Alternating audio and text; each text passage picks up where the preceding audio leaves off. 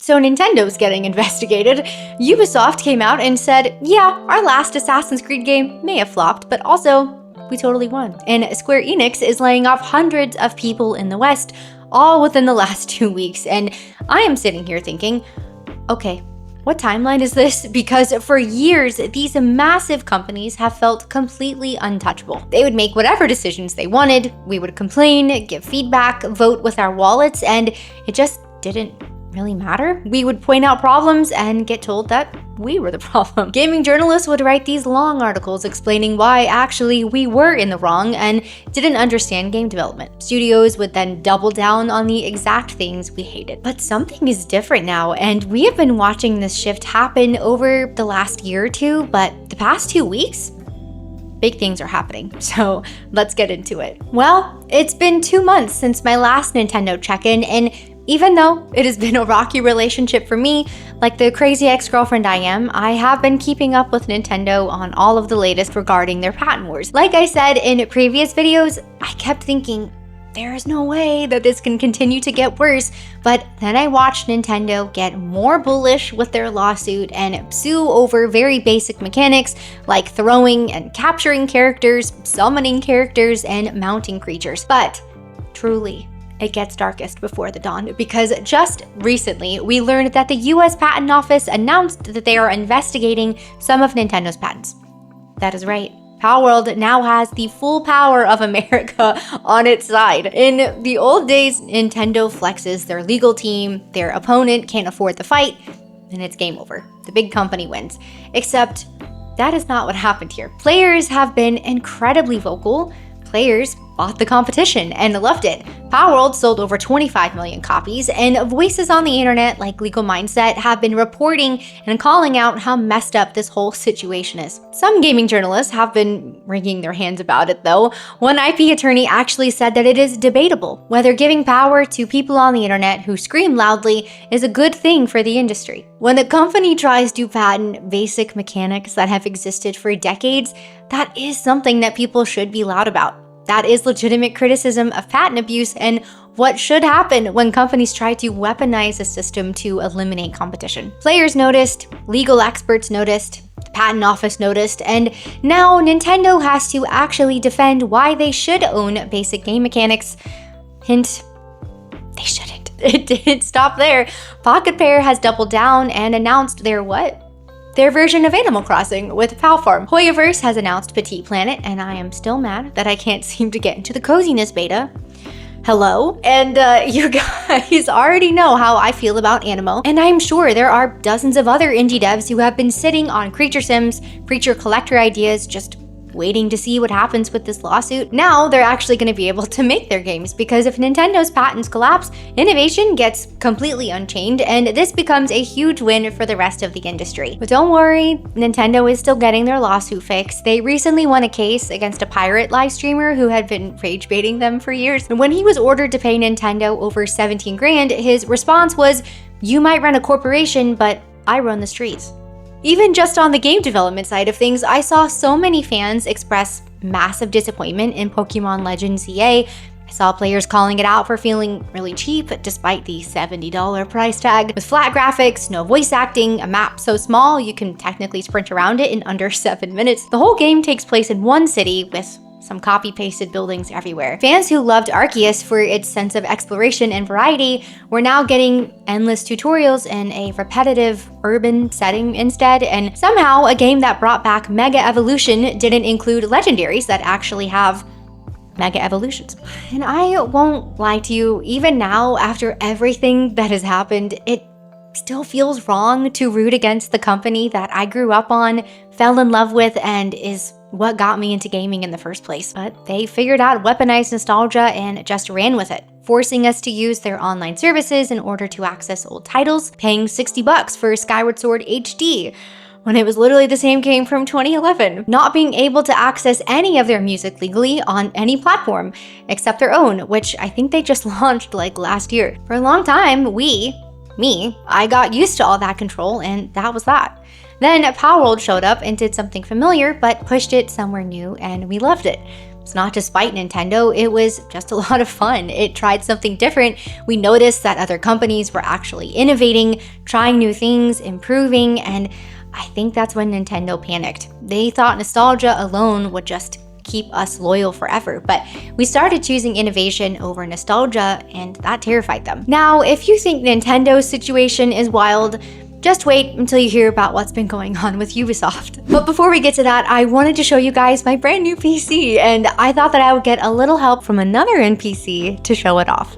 This is the Voyager 3 Elite from Starforge Systems, and I am incredibly attached to it already. As you have probably already guessed, I love purple, and this case definitely delivers.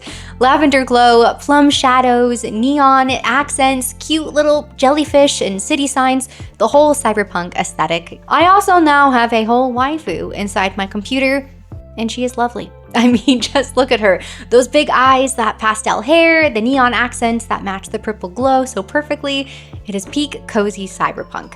Plus, my setup has never been this nice, and I just keep finding myself zoning out, staring at it like it is the final episode of my comfort anime. But beyond looking like a beautiful lo-fi neon dream, this thing is also super powerful. I'll be honest, you guys know I am not a tech person, but I am so excited to say that this PC has an Intel i9 and an RTX 5090, which means I can finally play and edit on the same machine without it sounding like it is about to launch into orbit. And who knows?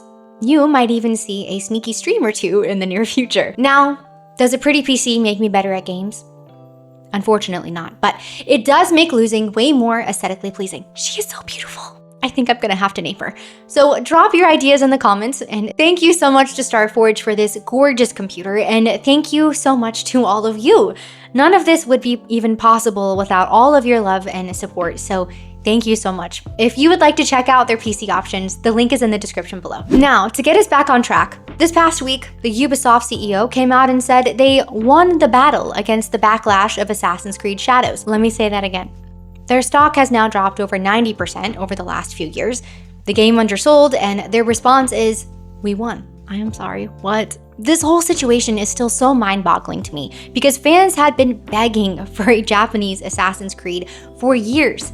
Like, this was the most requested setting in the entire franchise. This game should have been a slam dunk and is something that they actively had to work to mess it up. Between the execution issues and the self-inflicted historical accuracy controversies, they somehow turned their most requested setting into their biggest fumble. Do you remember when Ubisoft was the studio? Splinter Cell, early Assassin's Creed, Far Cry 3, Rayman. When did Ubisoft game become a warning to players instead of a promise? After gaslighting us this past year with the X amount of players, strong pre-orders, etc., we have come to find out that this game has sold worse than their last 5 AC games, including Mirage, which, I don't know, I actually thought that one was okay. But what did the CEO say? He said, "We had to stop focusing on those who hated us." Sir, the haters were just your customers and people who just wanted the game to be good. They had been requesting this setting for years. They wanted it to succeed. You made choices that prioritized messaging over actual game, and when people called it out, you blamed them for noticing. That is not haters. That's just consequences. And after years of $60 to $70 games launching broken with promises to patch it later, after the same tired open world checklist formula since 2012, after games as a service that nobody wanted, the NFT disaster that everyone forgot, Skull and Bones, after being told to get comfortable not owning our games, after being called toxic when we asked for better, when Shadows launched looking like more of the same, just wrapped in self-inflicted controversy, we just played something else, and the CEO calls this winning. Here is where it gets even wilder. Tencent, yeah, that Tencent, just put over $1 billion into Ubisoft to fund the subsidiary that houses Assassin's Creed and a lot of their big franchises, but at the same time, they are cutting Western studios loose left and right, laying off people at Shark Mob completely, shutting down the outsiders. One of their VPs literally said there might be less investment in some areas in the West, which is just corporate speak for, yeah, we're backing away. So Ubisoft is getting money from a company that is actively giving up on Western studios. Make it make sense. And just days after their CEO claimed they won, Ubisoft delayed their earnings report and halted share trading because Nothing says victory quite like that. But if you do think that their collapse is dramatic, Square Enix's actions this week show exactly what happens when publishers finally start doing the math. This week, Square Enix announced massive layoffs across their Western studios and staff members. And when you look at what they have been doing the last 2 years, the pattern is pretty obvious. They sold Crystal Dynamics, which is actually going through more layoffs right now, and Eidos Montreal, the studios that made Tomb Raider and Deus Ex, for just $300 million. They shut down Luminous Productions, and now hundreds more layoffs. Meanwhile, their Japanese studios are a bit more mixed. Final Fantasy XVI did pretty well, and I know people either loved or hated this one. I actually really loved it. I think the depth of the lore and the story and the voice acting was extremely well done, but we have definitely seen some mixed feedback on the Final Fantasy VII remake and Stranger of Paradise. So what is going on? I think that Square Enix looked at their numbers and realized that their Western teams were failing on basically every level. First, the creative stuff. Localization teams were, let's just say, sometimes taking liberties, changing dialogue, altering character personalities, and inserting things that weren't in the original Japanese versions. Japanese developers would make a game, it would go through Western localization, and some things that came out on the other end were different. Sometimes really different, and players would complain about weird dialogue or characters acting strange, and the original developers would be like, well, wait, we didn't write that. Then there's the money. Western AAA teams got absurdly bloated, talking hundreds of people, projects taking 5 to 7 years, burning budgets that could fund entire countries. Do you remember Forspoken? That cost $150 million and sold maybe 3 million copies, and then the studio was disbanded. Or what about Marvel's Avengers? It was a $170 million budget and was shut down after 2 years. Compare that to something like Elden Ring, which had 200 people, 4 years, still a huge budget, maybe 150 to 200 million, but it sold 25 million copies, and Square Enix noticed that. They also noticed that they started to lose a lot of money when it came to their Western projects. They noticed that games like Clear Obscure captured hearts and wallets in the West, while citing that they took heavy inspiration from old Final Fantasy games. They literally met with the developers after seeing how crazy successful that game was. And behavior is a language, and they seem to be changing their tune. They are out here studying player feedback, what is working, why players are showing up for things, and their response has been to bring everything back to Japan, have full creative control with smaller, focused teams, no more localization surprises, no more 7-year development cycles for games that nobody wanted, just to make good games and actually listen to what players are responding to. And honestly, I do think that this could be a big turning point for Square Enix. It'll be very interesting to see where Final Fantasy goes from here, and the projects that they do decide to invest time and money on, I hope that it will be games that respect our time instead of trying to appeal to the modern audience and be everything to everyone. I have talked before about my love for Eastern developers, and like I said, Eastern devs will continue to swoop in and outperform Western AAA because it is really about who is respecting and building for players. Of course, they also want to make a profit, but they are paying attention to what is working and are asking the question, what do players want? Time and time again, we see Western AAA assume it knows better and then add a bunch of stuff that nobody asked for while building for an audience that's by and large not showing up. One approach works, the other gets you massive layoffs. And listen, I do feel bad for the hundreds of people who are losing their jobs. I'm sure that there are definitely some hardworking and extremely passionate devs out there who unfortunately do get swept up in this. But from a player perspective, companies are finally responding to what we have been saying for years. Make games that are actually fun. Stop designing by committee, stop inserting agendas, stop bloating everything, just make good games. Larian and Sandfall are Western studios that are crushing it because they understand this. It is not about geography as much as it is a studio's priorities. Square Enix is restructuring because players voted with their wallets. We bought the games that worked and we skipped the ones that didn't, and now they are adjusting. And that is how it should work. I don't know how we got into this place where these companies forgot that it is actually players that hold the power here, and companies like Square Enix are finally starting to remember. And it is not just Square Enix that is noticing this pattern. Japan as a whole is drawing a line in the sand with this. Recently, Japan's Ministry of Economy, Trade and Industry, METI, proposed new policy guidelines, and one principle stood out: no interference in the content of creative works. An entire country's government looked at what has been happening to Japanese games and anime in the West and said, No more. Between localization teams rewriting their games and Western payment processors pressuring content platforms, Japan has decided they need to protect their creators' freedom of expression. This is bigger than just one publisher that's deciding to restructure. This is an entire nation saying our creative vision matters and we are not letting it get diluted anymore. That's a massive shift in how Japan approaches global expansion, protecting their creative identity while growing overseas. 3 companies, 3 wake-up calls, same week. So why does this feel different? Why does it actually feel like things are changing this time? I think it's because the consequences are finally real. Like, actually real. Ubisoft stock down 90%, Square Enix panic selling studios, Nintendo getting investigated by the US Patent Office. That is not, oh no, our feelings. That is, oh no, our money level consequences. We have options now. You don't like what Nintendo is doing? You can play Palworld.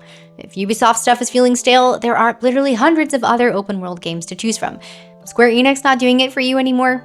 Indie JRPGs and Asian studios are putting out absolute bangers. Plus, and this is a big one, gaming media can't just tell us what to think anymore. When Ubisoft says, we won, we can immediately just pull up their stock price and player counts and go, did you though? When Nintendo says their lawsuit makes sense, we can watch actual lawyers break down why it's nonsense.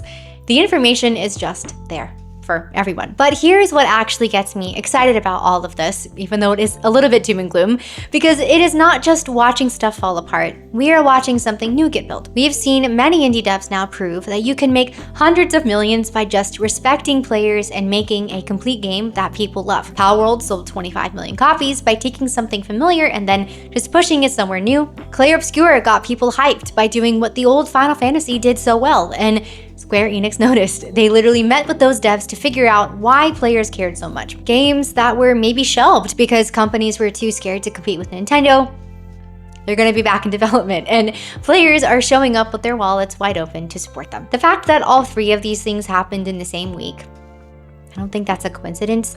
The shift is definitely speeding up, and companies can't just hide behind the PR spin anymore because we all just talk to each other directly. Now look, there will definitely be more disasters, more CEOs saying tone-deaf stuff, more companies that just do not get it, but for the first time in forever, there are actual big consequences happening. Billion-dollar losses, studio shutdowns, federal investigations. Some of these companies are panicking because they forgot something really important. They work for us. They exist because we give them money. And if they can't respect that, then we will just continue to give our time and money to someone who will. If you made it to the end of this video, thank you so much for being here. And what are your thoughts on all of this? Have you noticed any other examples of companies finally having to face reality? Let me know in the comments below. Thanks again, and I'll see you in the next one.